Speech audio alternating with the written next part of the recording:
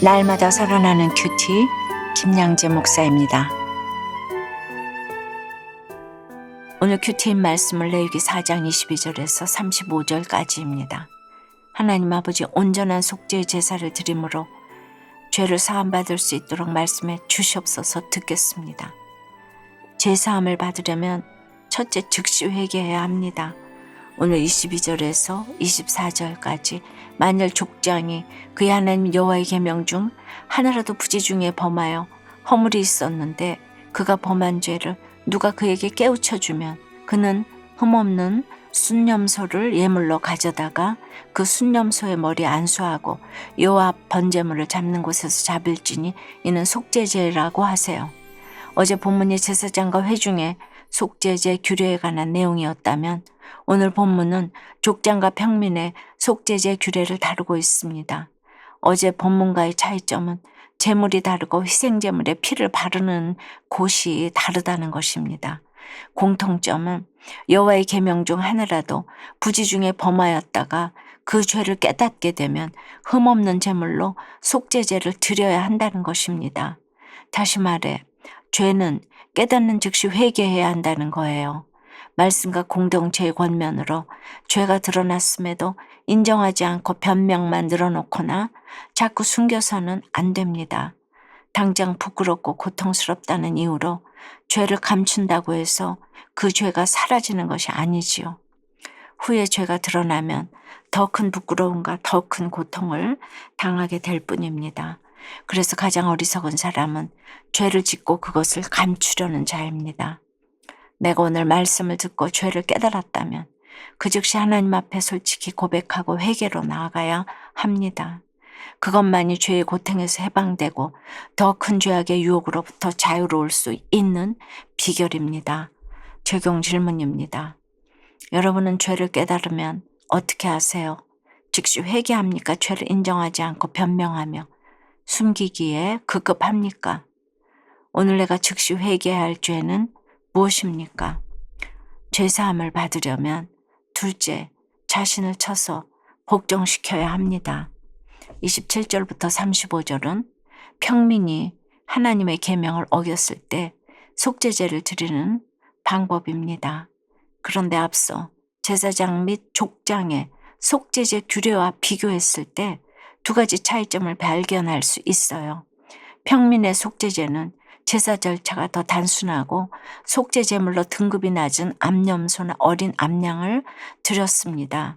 하나님이 이런 차이를 주신 이유는 무엇입니까?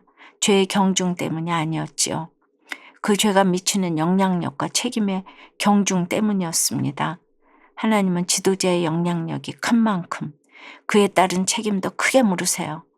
야고보서 3장 1절에도 선생된 우리가 더 큰 심판을 받을 줄 알고 선생이 많이 되지 말라고 했지요. 그러므로 지도자는 자신을 쳐 복종시킴으로써 하나님 앞에 정결한 삶을 사는 것은 물론이고 자신의 행동 하나하나, 말 한마디가 다른 사람에게 영향을 미친다는 것을 늘 염두에 두어야 해요. 오늘은 어린이날입니다. 여러분은 자녀를 어떻게 양육하고 계시나요? 특별히 자녀에게 어떤 유산을 물려주고 싶으세요? 많은 재산입니까? 가문의 명성입니까? 멋진 외모입니까? 여러분이 자녀에게 물려줘야 할 것은 부모의 신앙이고 믿음의 유산입니다. 그러기 위해서는 부모가 먼저 회개하는 모습을 자녀에게 보여줘야 하겠지요. 삶으로 가르치는 것만 남는다고 하는데 예수님을 믿는다고 하면서도 늘 세상의 것을 선택하는 모습을 보인다면 결코 자녀들에게 예수님을 전할 수 없겠지요. 부모가 하나님께 용서받은 죄인임을 자녀에게 보여야 자녀들도 죄사함의 은혜를 경험하고 배울 수 있습니다.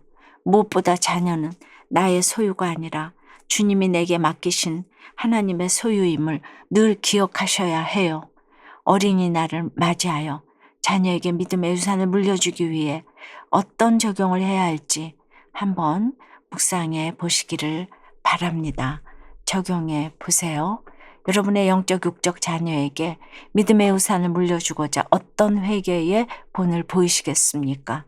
속죄제로 드리는 직장 생활을 통해 부지 중에 범한 죄를 날마다 회개하게 되었다는 한 성도님의 큐티인 묵상 간증이에요. 금융 전문가인 저는 아내 몰래 집을 담보로 빚을 내 선물 옵션에 투자했다가 직장도 집도 모두 잃었어요. 하지만 아내는 이런 저와 이혼하지 않고 저를 큐티하는 공동체로 인도해 주었지요. 저는 그곳에서 양육을 받으며 비로소 저의 교만을 회개하고 투자 중독을 끊을 수 있었답니다. 그리고 몇 년 뒤 저는 많은 나이에도 불구하고 하나님의 은혜로 금융 공기업에 취업했어요. 그런데 새 직장에서 주택담보대출 업무를 하다 보니 하나님이 저를 이곳에 보내신 이유가 깨달아졌지요. 집문서를 가지고 대출을 받으러 오는 고객들을 보면서 오늘 22절처럼 제가 부지 중에 범한 죄를 날마다 보게 된 것이에요. 하루는 이미 대부업체에서 대출을 받은 한 고객이 궁지에 몰려 어머니 집을 담보로 대출을 더 받겠다고 찾아왔어요. 처음엔 아들이 사고를 쳐서 어머니 집을 날리겠구나 하며 정죄의 마음이 들었지요. 그런데 순간 집을 담보로 투자하는 건 도박과 같은 중독 행위래요 라는 아내의 말을 무시하고 결국 집을 날려버린 저희 죄가 생각났어요. 그래서 그분에게 많이 힘드시죠? 라는 위로의 말과 함께 제 경험을 나누며 대출을 멈추도록 간청할 수 있었답니다. 속죄의 죄로 드리는 직장 생활을 통해 제가 부지 중에 범한 죄를 날마다 회개하게 하시는 하나님께 감사드려요. 저의 적용은 주택과 가정을 잘 지킨 고객들에게 참 잘하셨다고 말하겠습니다. 배신의 상처에도 저와 이혼하지 않고 살아준 아내에게 늘 감사하겠습니다입니다. 이 땅에서 죄를 짓지 않고 살아가는 사람은 아무도 없습니다. 그러나 믿는 우리가 세상 사람들과 다른 점은 말씀을 통해 그 죄를 깨닫고 돌이킬 기회가 있다는 것입니다. 하나님은 우리의 연약함을 아시기에 언제든지 우리의 죄를 용서할 준비가 되어 계세요.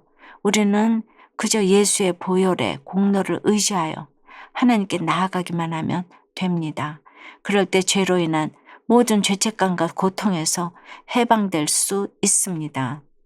사랑하는 여러분, 어린이날을 맞이하여 자녀와 즐거운 시간을 보내려고 특별한 계획을 세우신 분들도 많겠지만 오늘은 자녀들과 가정 예배를 드리며 부모로서 회개하는 시간을 가져보면 어떨까요?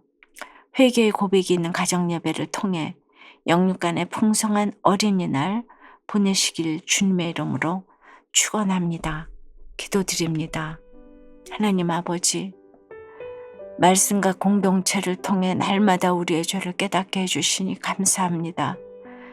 죄를 깨달으면 즉시 회개하고 돌이켜야 하는데 부끄럽고 고통스럽다는 이유로 죄를 인정하지 않고 인정해도 자꾸 숨기려고 하고 이 죄사함의 은혜를 경험하지 못할 때가 참 많습니다. 주여 불쌍히 여겨 주시옵소서. 참으로 죄의 문제를 해결하기 위해 예수님 이 땅에 오신 것을 믿고 예수 보혈을 의지하여 즉시 회개할 수 있도록 역사해 주시옵소서. 오늘 하나님이 지도자에게 더 큰 책임을 묻겠다고 하시는데 먼저 믿은 자로서 또 부모로서 우리 가정의 죄를 회개하기 원합니다. 가족은 구원 그 이상도 이하도 아님을 깨닫고 가족에게 회개의 본을 보일 수 있도록 주여 역사해 주시옵소서. 특별히 오늘 어린이날을 맞아 사랑하는 우리 자녀들에게 죄사함의 은혜를 믿음의 우산으로 남겨줘야 하는데 자녀들과 예배를 드리지 못하는 가정들도 있을 것입니다. 말도 꺼낼 수 없는 집도 있을 것입니다. 그럼에도 불구하고 여전한 방식으로 예배 드리고 말씀 묵상하고 그렇게 하루도 빠지지 않고 그냥 심장이 날마다 움직이는 것처럼 그렇게 죄를 쏟아 넣으시면 이제 어느 날 예배를 드릴 수 있는 날이 또 올 줄 믿습니다. 예배를 드릴 수 있어도 감사하고 드릴 수 없어도 회개하며 이제 죄사함의 은혜를 누리는 모든 부모들이 될 수 있도록 주여 도와주시옵소서. 예수 그리스도 이름으로 기도드리옵나이다. 아멘. 지금까지 우리들 교회 김양재 목사님이었습니다. 큐티에 도움받기 원하시는 분들은 QTM 홈페이지 qtm.or.kr 또는 유튜브에서 QTM을 검색하시면 도움받을 수 있습니다. 자세한 문의사항은 지역번호 031-705-5360번으로 문의하시기 바랍니다.